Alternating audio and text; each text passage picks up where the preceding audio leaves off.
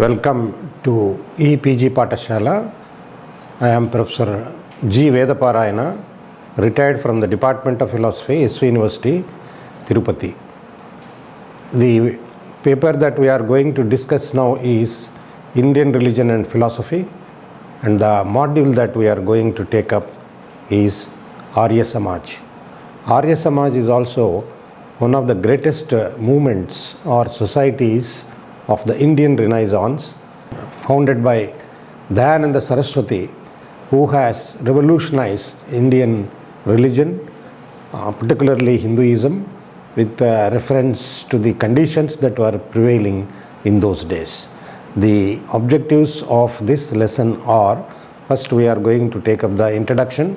In introduction, we are going to discuss the contemporary scene, and next we take up Dayananda Saraswati's biographical details, and then we talk about the establishment of Arya Samaj, the ideals of Arya Samaj, and then we take up the religious reforms of Arya Samaj, and then we take up social reforms of Arya Samaj, then we go to the summary as a sort of conclusion. So in the introduction, we are going to see what were the circumstances under which this society called Arya Samaj came into existence. See, contemporary India was troubled with a number of problems, particularly superstition, casteism, illiteracy. All sorts of problems were there in Indian religion, particularly Indian culture particularly. Therefore, some of the reformers who were very much concerned about the transformation of Indian condition thought that there should be some radical change in the Indian religion itself, because Indian religion gave scope for people to think negative about it, and also thought of going or embracing other religions like Islam and Christianity. So the creation of modern and progressive India was the paramount objective of the social reform movements in those days, and reformers aimed at making India very active, enterprising, a free and moral and new nation. They thought actively, centered around the reconstruction of India. They contributed in different ways to the furthering of Indian Renaissance, that is Indian Reformation. Their contact with the Western civilization gave rise to reform movements like Brahma Samaj, Arya Samaj, and they made an indelible impact on the people of India. So Arya Samaj was founded on the bedrock of the Vedas. It was not influenced by other religions like Christianity or Islam. It was known as a militantly a Hindu organization. Then it advocated a return to the pristine purity of the Vedic Hinduism, and Dayananda Saraswati, as I have already mentioned, was its founder, and a dynamic humanist. He was who took the responsibility of restructuring the established Hinduism. He wanted to infuse into Hinduism new blood and fresh vigor.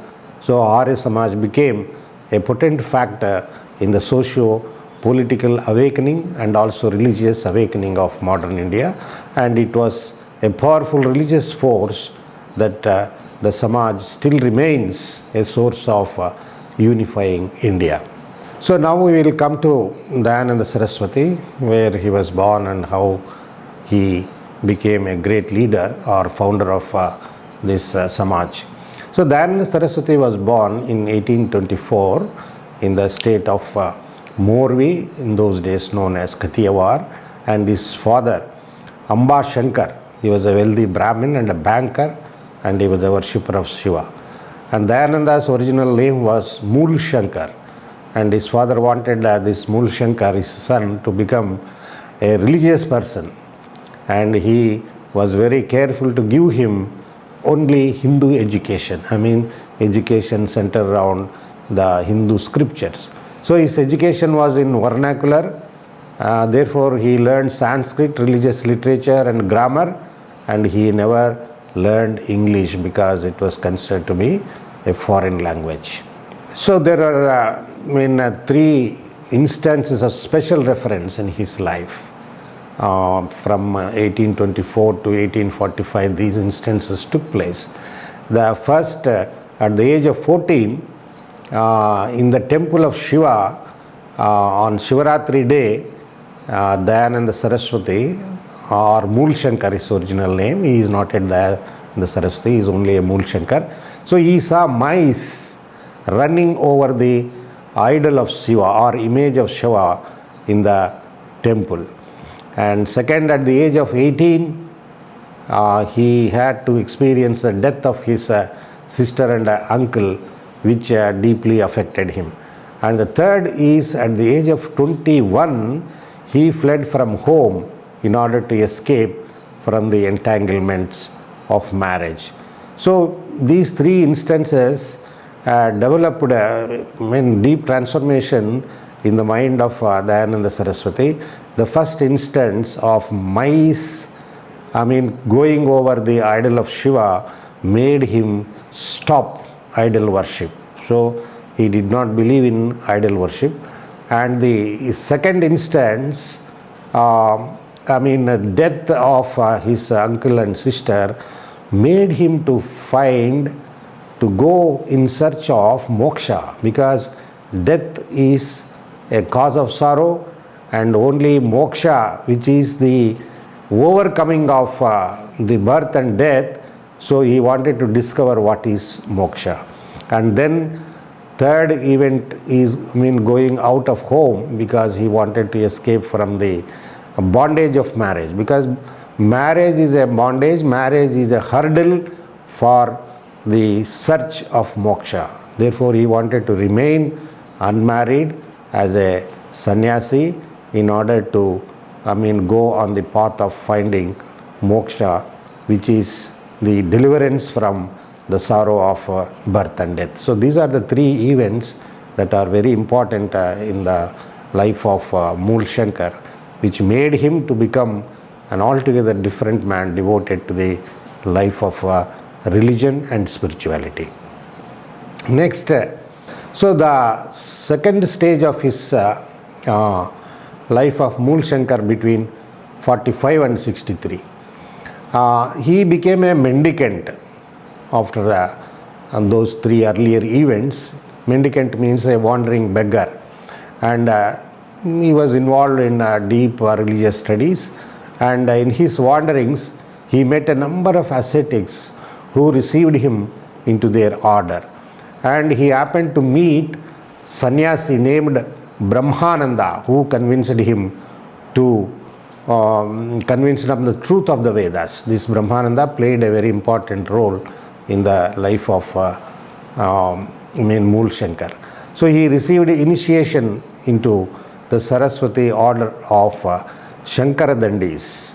As a result, he was rechristened with the new name as Dayananda Saraswati, and he gave up the Vedanta standpoint also, along with taking the new name Dayananda Saraswati. Nevertheless, he remained ascetic and retained the new name Dayananda Saraswati. In the next 8 years, he pursued his study of yoga.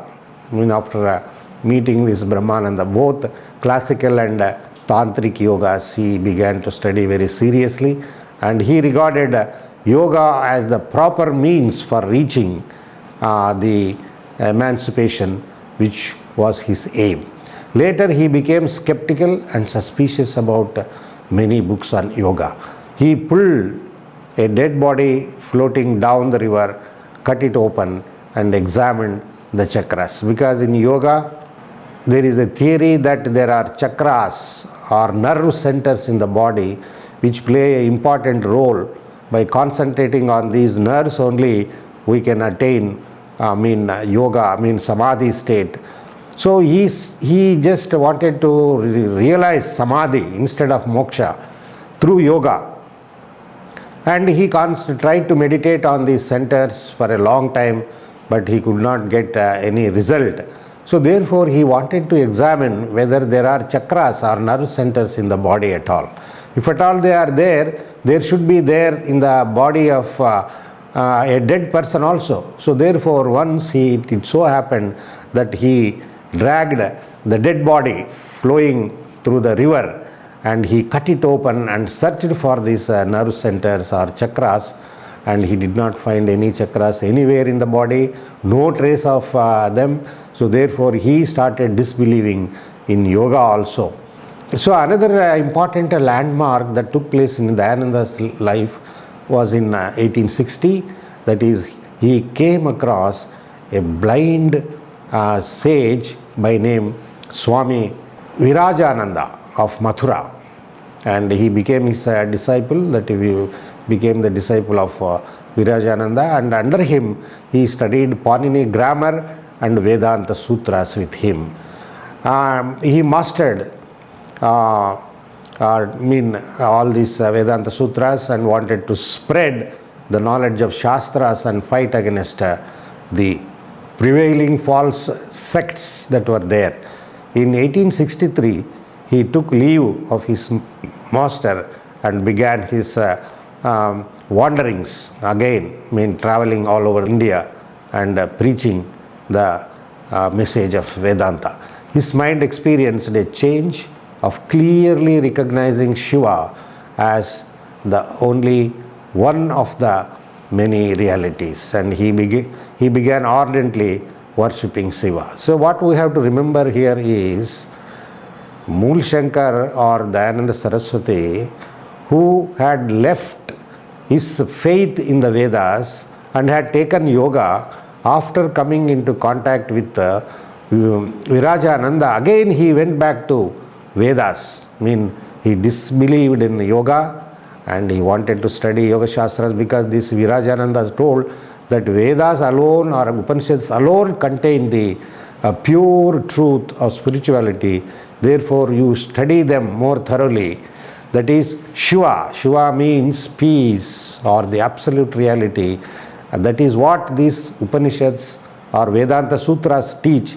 Therefore he wanted to study them very deeply, and convinced that Upanishads and Vedas alone have the truth of spirituality, and therefore he began ardently worshipping Shiva and also trying to understand what is the nature of Shiva by reading the scriptures more and more. So he went on tours preaching throughout India, holding public discussions with Pandits, Maulvis and missionaries on religious, philosophical and literary works. He published a number of books and went from town to town delivering lectures in Sanskrit on the right interpretation of the Vedas. He was successful in his attempt, as he could draw huge audiences wherever he went. He lived like a sannyasi, wearing only minimum of clothing, that too in white. We come on to next Dayananda Saraswati. Another important events in his life is in 1872 he met the leaders of Brahma Samaj, namely Kesav Chandra Sen, Devendranath Tagore and also Sri Ramakrishna. And this meeting of the members of Brahma Samaj experienced a lot of exercise on his mind, and this brought about some transformation in his outlook. That is, as a result, Swami Dayananda began to wear regular clothes. He gave up using Sanskrit in his lectures and spoke in Hindi like the leaders of Brahma Samaj, and his fame and influence continued to spread and his wisdom became deeper. In 1874, he completed his most important work, that is Satyartha Prakasha, which is known as the Light of Truth. In 1874, he went to Bombay, where he came in touch with the Hindu community, and he started an organization called Prarthana Samaj, and he launched in Bombay his great foundation, namely Arya Samaj, in 1875.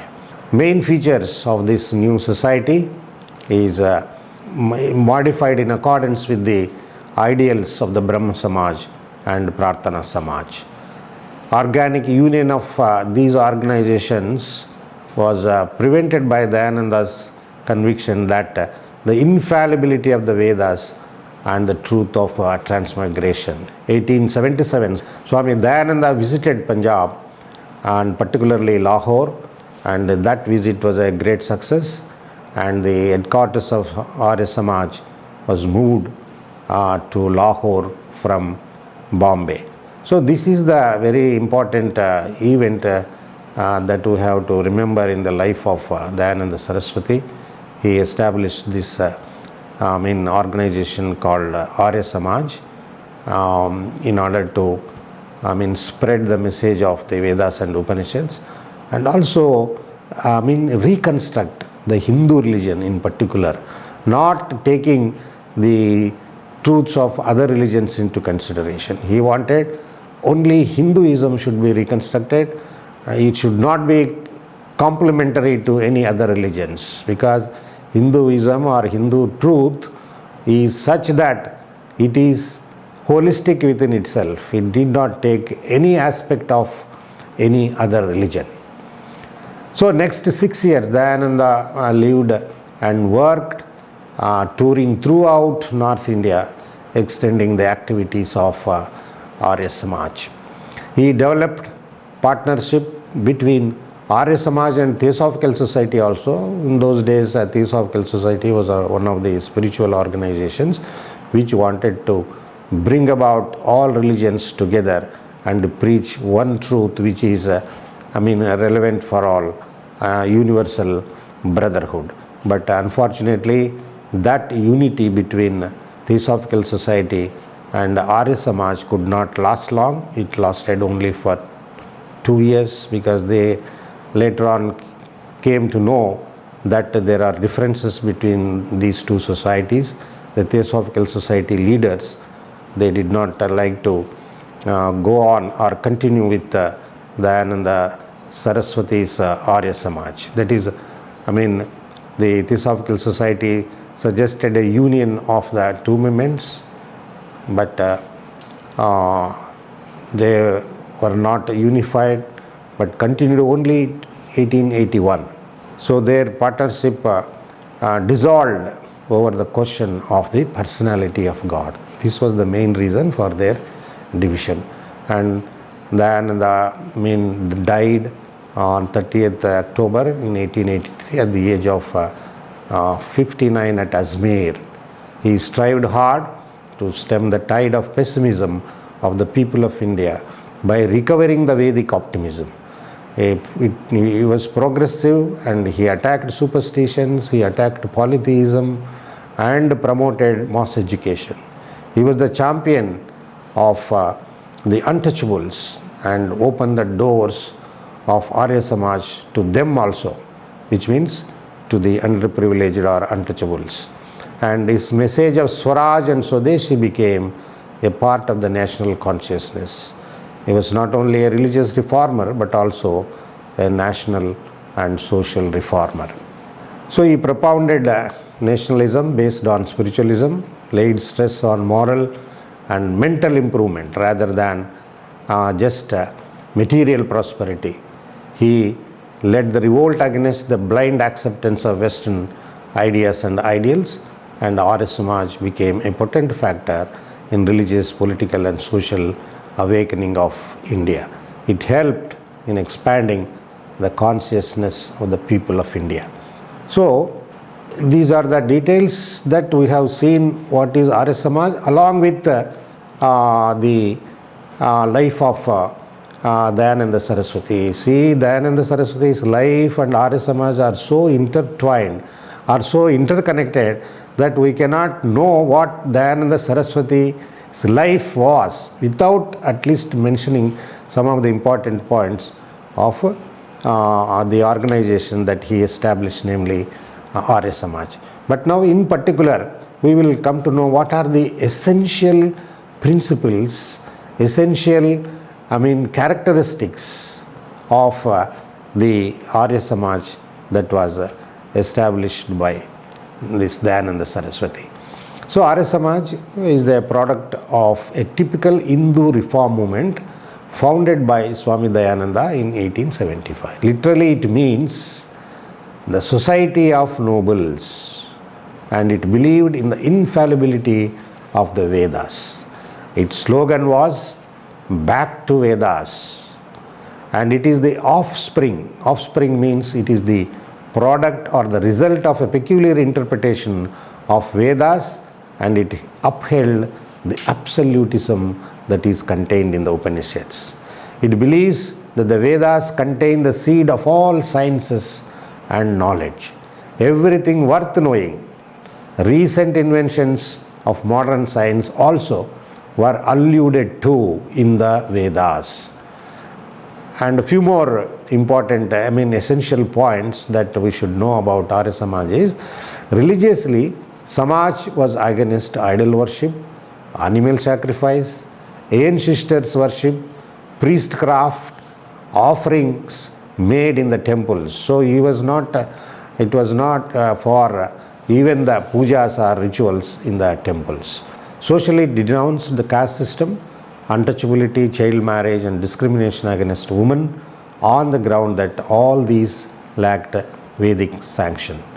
So it allowed and encouraged converts to Hinduism, which means people who had converted from Hinduism to Islam, Christianity or to any other religion. This Samaj began to welcome them back to Hinduism. It was ready to take them after making some purification act. It wanted to take back the Hindus that were converted to other religions. And it accepted as dharma whatever is in full conformity with the Vedas. Dharma is that which is impartial, just, truthful, and that which is not opposed to the teachings of God as embodied in the Vedas. Samaj was a revolutionary movement, both religiously and socially, showing the purity and the scientific background of the Vedas. So its main aim was to save Hinduism from the onslaught of Christianity and Islam. So these are the important ideals with which the Arya Samaj was established by Dayananda Saraswati, which the most important thing is that Veda should be taken into consideration. Whatever Veda says is dharma, and whatever Veda says should be practiced. Whatever is not there in the Vedas, they are all after effects, which were only concoctions that people who came after they have invented, like worshipping of various kinds of gods, rituals, casteism, untouchability. There is no mention of these things in the Vedas. So therefore that should not be considered as dharma. Dharma is that what Veda says. So this is the main thing that Arya Samaj wanted to preach. So it was called a militant Hindu organization. Now we come to specific transformation that it brought about in the religious front. Reforms, religious reforms that it has brought about. So Arya Samaj played a vital role in the regeneration of Hinduism. This is religiously, it wanted to regenerate Hinduism or resurgence of Hinduism. So Samaj stressed on the theism of Vedic Hinduism, though not on the unity of religions.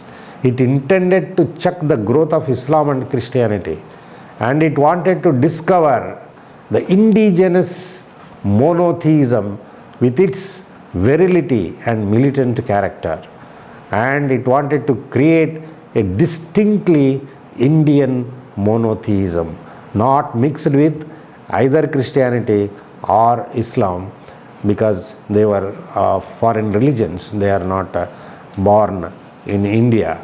So he wanted to take only the religion that was born in India. So he wanted to interpret the many gods of Rigveda as diverse forms for the one God, or diverse names of one God, He wanted to restore the Aryan culture with all its ancient institutions and practices. The Samaj wanted to restore the Vedic values and practices in their pristine purity. So Arya Samaj depended on the Sanskrit scriptures, purely on the Sanskrit scriptures. It regarded Islam and Christianity as false religions also, and it also considered Muslims and Christians as the enemies of Aryan culture. It offered a bold and straightforward monotheism and rejected all scriptures other than the Vedic scriptures or Vedas. It provided the individual with a creed that one could carry out and hope of salvation as a result of right conduct. Every human being has the right to study the scriptures, and restrictions imposed by the ecclesiastical system on the study of the Hindu scriptures should be removed. And other reforms that Arya Samaj took are as follows. So it did not want the Vedas remain as sealed book, but the word of God should be spread among the God's sons. 5 important principles that every member of the Samaj should follow daily are as follows. One is Brahma Yagna. The principle that these people have to follow is Brahma Yagna, that is study of the Vedas, and also involving or practicing meditation in order to realize the truth that is there in the Vedas. Second one is Devagnana, that is the fire sacrifice with the ghee. And third is social service. Fourth is the recitation of Gayatri Mantra. And fifth is sacrifice according to the Vedic rituals. So these are the 5 important principles that every member of the society should follow. Then there are 10 niyamas apart from those 5. These 10 niyamas are again, they can be called as principles or rules, which was precisely stated or as follows. So that is, God is the primary cause of true knowledge of everything known, which means everything that can be known by its true nature. God is all truth, all knowledge, without a beginning, and the support, the Lord of all pervading, omniscient, imperishable, incomparable, immortal, eternal, holy, and God is the cause of this universe. Another thing is Vedas are the books of true knowledge, and it is the paramount duty of every Arya to read or hear them read by others, to teach and preach to others. Another principle is one should always be ready to accept truth and renounce untruth. All actions ought to be done in conformity to virtue. Doing good to the world by improving physical, spiritual, and social conditions is another principle. All ought to be treated with love, justice, and due regard to their merits. Ignorance ought to be dispelled and knowledge should be diffused. None ought to be contented with his own good, with his good alone, but everyone ought to regard his prosperity as being included in the prosperity of others. And one should discard all differences and not allow one's individuality to interfere with others' individuality. But in strict personal matters, everyone may act with freedom. These are the 10 principles which are, 3 of them are theological and 7 of them are ethical. So these are the 10 important theological and ethical points that Dayananda Saraswati wanted to, every Aryan, which means every member of the Arya Samaj should practice, and these involve, in terms of realization of the Vedic truth and also behaving according to the rules that are prescribed in the Vedas. One of the important thing is that one's welfare is not sufficient. One should go for the or work for the welfare of others also. And one's individuality is restricted to his own activities, but he should not confine to the welfare of himself or herself. His individuality should extend to the welfare of others also, which means the subjectivity should also be intersubjective. This is the one of the main things that we have to bear in mind that Arya Samaj brought out. So in the works of this organization as far as religious reforms are concerned is preaching, educating and spreading of literature through newspapers and organizing orphanages and upliftment of the depressed classes. Societies which were under the Arya Samaj include Arya Tract Society and Women's Arya Samaj, Young Men's Arya Association and Vedic Salvation Army. These are the different sub-organizations or sub-societies that were working under Arya Samaj. And it sought to outflank the Christian missionary movements and to meet the impact of Islam also. It was open to all, both men and women, to study the Vedas. And it taught that there are three eternal existences, that is, one, God, soul and matter. See, the important thing that we have to bear in mind is religious reform consisted in checking the onslaught of Islam and Christianity, which were trying to take the Hindus into their fold by giving some, attract with some attraction of the benefits that were people were in need of. So this is the important thing that we have to bear in mind. It also taught in the religious front that soul undergoes transmigration according to the law of karma. The soul, even when released from the transmigration, is not absorbed in God.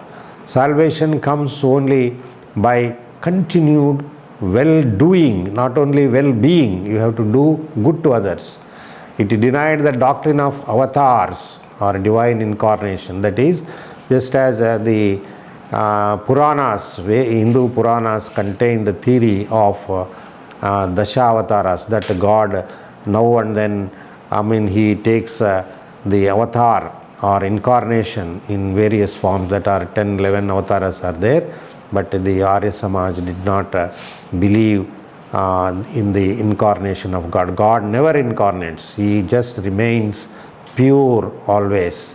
That we can through meditation, through the study of Vedic scriptures and the obtaining of knowledge that is there in the Upanishads, is the only source of realizing the God. It is not praying the incarnations or avatars that are there in temples. So it denied the doctrine of avatars or divine incarnation. It criticized idolatry and the practice of killing animals in sacrifice in the name of yagnas and yagas. Fire sacrifice of the Vedas is retained as a means of purifying the air. So one can conduct yagas or yagnas by fire. Offering. Fire offering means you can add some oil or ghee to it, and then as a means of purifying the atmosphere. So Hindu reforms of ancestral worship known as Shraddhas is condemned as useless, and this society religiously it condemned or it criticized or it prevented even pilgrimage, which means pilgrimage should be given up as superstition. It took back the converts, as we already mentioned, from Muslim and Christians, and it brought into the Hindu fold after purifying. It was called Suddhin movement. What is the Suddhin movement is? you have to conduct a ritual of purification and then bring back those who have gone into Islam and Christianity, and you make them again the Hindus. And it established educational institutions, contributed to arousing national consciousness. It preached the gospel of Swadeshi, and the slogan is India for Indians. It defended the honor of Hindus and instilled in them self-respect and patriotism. It took pride in the cultural and intellectual heritage of India. It created a new Indian religion, Indian society, education, and national consciousness. But the death of Dayananda was a great blow to the Samaj, and even then members carried the work of this Brahma Samaj. He entrusted with the great enthusiasm. Then other people perpetuated the memory of Swami Dayananda. An Anglo-Vedic college was also opened at Lahore in 1887, and the college is the largest in Punjab and forms a worthy memorial to Dayananda's devotion and energy. In 1892, Arya Samaj broke into two groups, namely cultured party and the Mahatma party, that is vegetarian party. The former were progressive and stood for modern education and for freedom in dietary habits. It declared the Arya Samaj is one true universal religion. The opponents favored the ancient Hindu education and they stood by vegetarianism. They declared the teaching of Samaj should be pure Hinduism, not universal Hinduism. However, Swami Dayananda Saraswati was the key personality of the Arya Samaj, and his substantial teachings were retained in the society he founded, even though it was divided into two groups. He and his Samaj have done much towards the naturalizing in modern India the old Vedic optimism. Swami Dayananda, religiously can be called the builder of modern India and crusader of Indian Renaissance.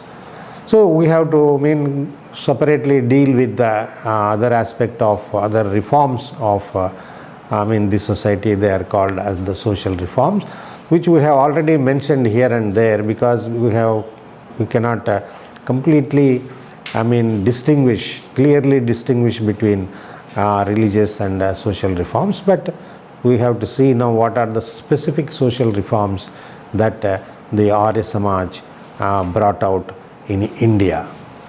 So Arya Samaj set itself the goal of purging society of its rampant evils. What were those rampant evils?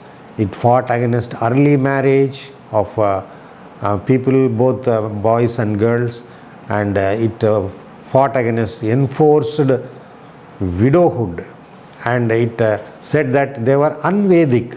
Early marriage is not mentioned in Vedas, and widowhood means widow should not remarry, she should remain as a useless woman at home, she should not come out, she should not participate in the activities of society. They are all un-Vedic. It proclaimed even in those days for the social reformation of this marriage institution. So it championed the cause of untouchables also. It opened doors of Arya Samaj to the untouchables also, and it fought against the Parda system and the custom of dowry also. See, one of the important things, even in those days this society has fought against the custom of dowry, but the tragedy is this custom is still persisting. See, the vision of India, what was it? The vision of India by Arya Samaj is, which is purged of the superstitions, filled with the fruits of science, worshipping of one God, and India which is capable of self-rule. And it discovered the principle of social equality in the ancient Indian polity. See, ancient Indian polity, in the sense ancient Indian political society, itself was based on the principle of equality. There is no scope for inequality even in the political thought of ancient India. So it discovered the principle of social equality, and it attacked the Indian caste system as the bane of the society. As the bane means the unfortunate situation of the society, that is caste system. So caste system created artificial barriers, and it caused social and cultural stagnation and decline of India. And it also preached all men are equal by nature, and they are all brothers and sisters of each other. Castes are simply different professions or guilds. Guilds means groups established by state to guard against confusion, mutual interference, and for accomplishment of different works. Castes should be determined by character, conduct, merit, and worth of the individual. Lower castes or Shudras should not be prohibited from studying the Vedas. Supporter of the rights of women, this society was the supporter of, socially speaking, rights of women, and wanted to put women on par with men in all respects. It opposed child marriage and asserted that the natural age of marriage was 18 for girls and 30 for boys. In those days itself, it's a very progressive idea that this Arya Samaj brought into light. And it was in favor of widow marriages and women's education. It was for upliftment of Hindus from the slough of despondency into which they had fallen. It inspired Indians to achieve spiritual regeneration of India with confidence. It promoted education, organized schools and colleges, imparted education in mother tongue. It established a very good boarding schools for girls at Jalandhar, and it founded the Gurukul Mahavidyalaya at Haridwar in 1902, which is a famous university now in Haridwar. So educational institutions that were founded and run by the Arya Samaj even now includes 500 high schools, 2000 primary schools, 60 Gurukulas, 300 Sanskrit schools, 400 schools for Harijans, 12 technical institutions, and a number of DAV schools and colleges which are of high standards. And it organizes orphanages and widow houses, and first non-Christian agency for the relief of distress caused by famine. So these are the important social measures. And the social ideas and ideals of Arya Samaj can be summed up as follows. That is the fatherhood of God and fatherhood of man, the equality of all sexes, equal opportunities to all according to their nature, according to their action, that is karma, and according to their good deeds, that is merit, and love and charity towards all. And all these reforms, it aims at establishing a Hindu missionary movement to bring all the Hindus back to one fold under the banner of the Veda.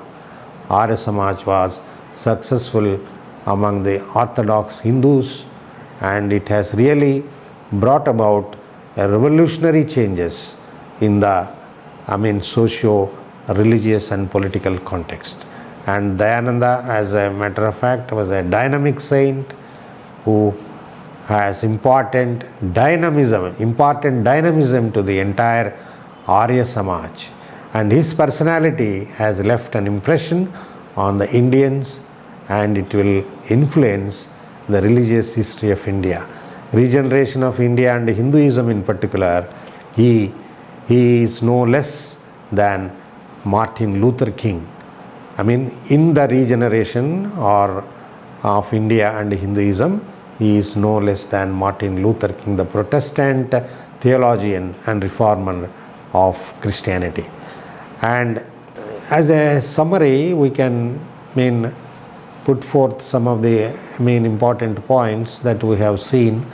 Arya Samaj is the largest and most influential reform movement in India, which is still working, and it held that the Vedas are the sole revelations from God, and it also maintained that all religions are bound sooner or later to succumb to the triumphant march of the eternal Vedic religion. It wanted to recall India to the forsaken Vedic paths and to preach the Vedic gospel throughout the whole world. It fought against all the existing evils. It favored widow marriages. It propagated Hindi and Sanskrit.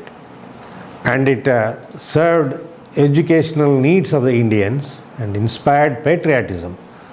It acted as a potent factor in the socio-political awakening of modern India, and it augmented regeneration of India with particular emphasis on the wisdom of the Vedas and the greatness of Hinduism.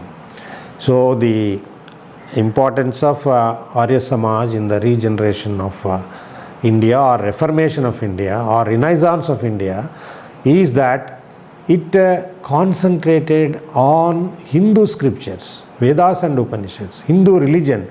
It wanted to reconstruct Hindu religion, and also on the basis of the reconstruction of Hindu religion, it wanted to reconstruct India socially, politically and culturally without taking the help of any other religion. It is not the universality of religions that it preached. It wanted to preach that Hindu religion itself contains every truth that even the other religions should borrow from Hinduism.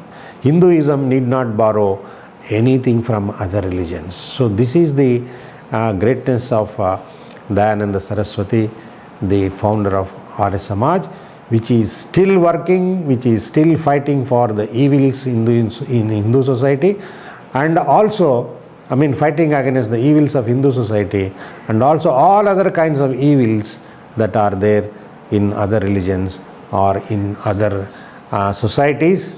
And it wanted to transform not only Hindu religion but also other religions, not only India but world as a whole.